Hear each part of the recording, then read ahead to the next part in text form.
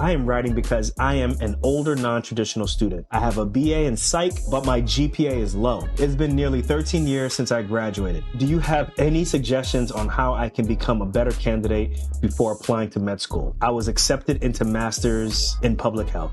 So if you were to give her a roadmap and you were to say, step 1, do this, step 2, do this, step 3, do this, for her, what would be step 1 for her? So if Grace were my student that I was working with, based on the information that I have, what I would tell her is step 1, call a few schools, or, I always got to make a plug. Go to the SNMA Conference. This year it's in St. Louis, but go to the pre-med exhibit hall, right? The medical school exhibit hall, and talk to every single recruiter. There's usually 60 or more. Talk to every single recruiter at every single school and tell them your story and ask them if that 10 years and beyond would be a problem for them in terms of your prerequisites. Would you qualify to apply with 10 years and beyond? That's number 1. Number 2, chances are the answer is going to be yes. So if the answer is yes, I would say just not even to go for the MPH. I would say go and take your prereq. Because that's going to take you. Yeah. What if that MPH is at Harvard?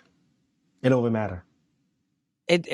But what does it matter, right? Because the master's in public health is not going to get you into medical school without prerequisites. I got to be devil's advocate because criteria. I got to be devil's advocate. Criteria, of course.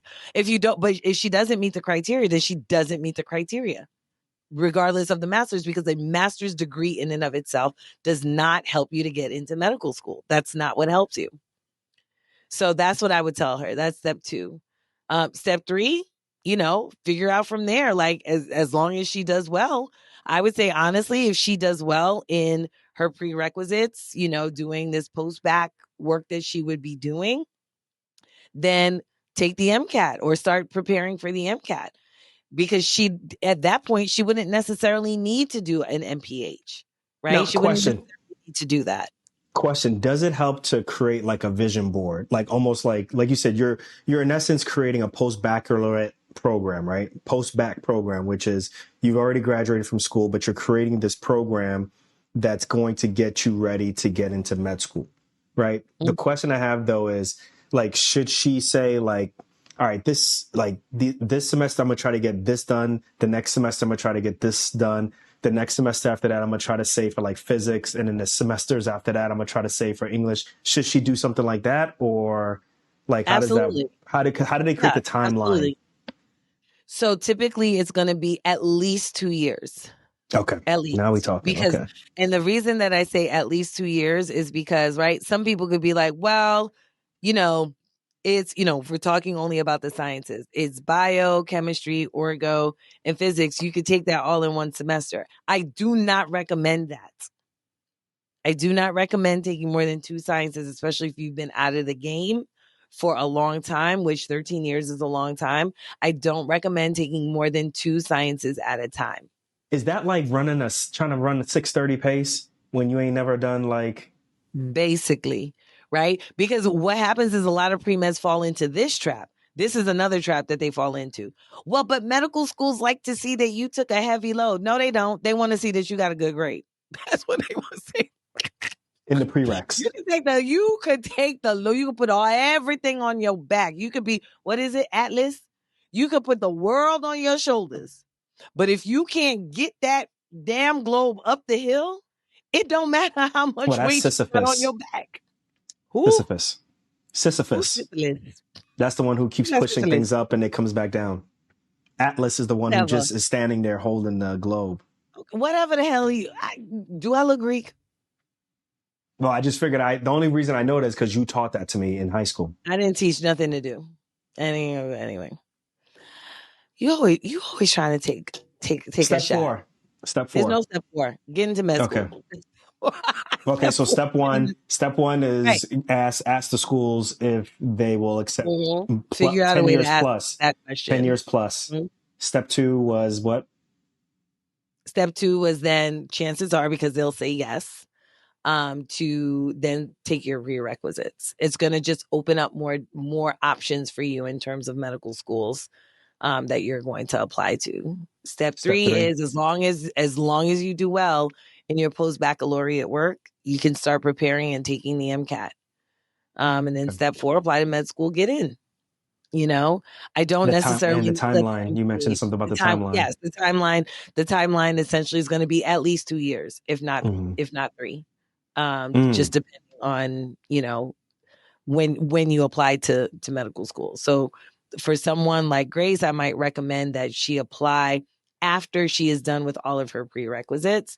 I might even recommend to Grace that instead of just 4 semesters, right? Like 2 years would equal 4 semesters, maybe go even an extra semester to take biochemistry and some other higher level course. Mm. Only because, especially when you're talking about MCAT, there's quite a bit of biochemistry on the MCAT. And frankly, for me, I think biochemistry is actually the key to understanding a lot in medicine. Bio and chemistry and orgo and physics, I mean, that's cool and all, but I don't really think Facts. you need it. Facts, yo. I didn't know. I Biochemistry, couldn't understand. I finally understood diabetes once I understood, mhm, biochemistry. biochemistry. So I'll Yeah. leave it like this. I'll leave it And the like this, Renee. curves and stuff like that. Yeah. I'll leave it like Um, this. I've seen her email. The email says the Bronx doula. So she is the Bronx doula. So I'm assuming she's in New York. My one advice is, you know how New York mugs, they don't like to expand their net outside of New York. And applying to medical school in New York, y'all, is hella competitive. There's a lot of people trying to get into New York to go to med school for residency and so forth. So the Bronx doula, Grace, listen, don't be shy to like open up your net and start looking into Pennsylvania, yeah. into the Midwest, into the Southeast, into the Southwest. Yep. You may have to do that, especially if it's sounding like your kids are grown. You know what I'm saying? Yeah. You go ahead Yeah. and do your thing because it's hella competitive trying to get into a New York school and you're going to drive yourself crazy trying to do that. So I'm not saying you can't do it, but it's tough to do that. So Yeah, I mean, it's definitely tougher. It's not impossible, right? It's definitely tougher. But I say this to all of my students, that cast a wide net. What's the worst that could happen is that now you have options. Now you have options. And so, the option that you wanted hopefully appears, but if it doesn't, at least you have other options because I've seen students cast a very small net and not get any fish at all. And I'm like, well, you know, to a lot of those students, I'm like, you should be in med school already. And they're looking at me like, wait, what? And I'm like, yeah, show me the list of schools that you applied to. I look at the list and I'm like, yeah, okay. Like, you should have been in med school, just SUNY, not these med schools. SUNY, New York, downstate, and that's it. Wait, what? Just one school you apply to? Come on, yo. Yo, stop SUNY, playing. Einstein, Yo, stop playing, yo. Columbia. You better apply to That's KCU. it. You That's better it. apply to Western. You better apply to all these other schools. But anyway, listen, Yeah. this was a great, great What is it? masterclass, Renee. Thank you very much for answering that question for Grace, the Bronx doula. We appreciate you writing in. This was a really good question. That's why I let this go extra Absolutely. long. Normally, we don't like to let these questions go this long, but that was dope. So You need it. listen, anybody else who's got questions, whether it's pre-meds, med students, residents, listen, any questions that you got, we always got the answer to it because we know everything. And Yeah, listen, no, that's not true. we Edutainment purposes only. we know everything. All Edutate, right. edutainment. Wait till you see what the next question is Trust. going to be. Wait till you Look. guys see what the next question is going to be. You're like, damn, Nino, everything, yo. I got Okay, relationship what's the next question? advice. I'm not telling Mhm. y'all. I have relationship advice, med school advice, professional advice. I got all that. All right. But listen, Dr. Renee, you want to, anything else you want to say before we get out of here? Because we got to get out of here. Good luck, Grace. Yo, should let us know how it's going. If you have any further questions, write to us, okay? And go to the SNMA Conference, which is Easter, the week of Easter.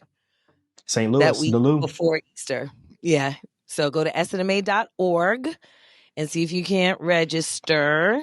And hopefully you get to go and talk to all of those schools that are going to be there. So, All right, y'all. We'll catch you guys on another episode of Docs Outside the Box. Grace, good luck to you. Let us know what's going on.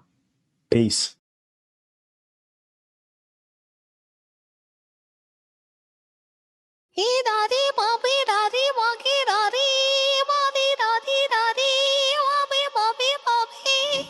That song. It's a sweet dream, a beautiful nightmare. That song.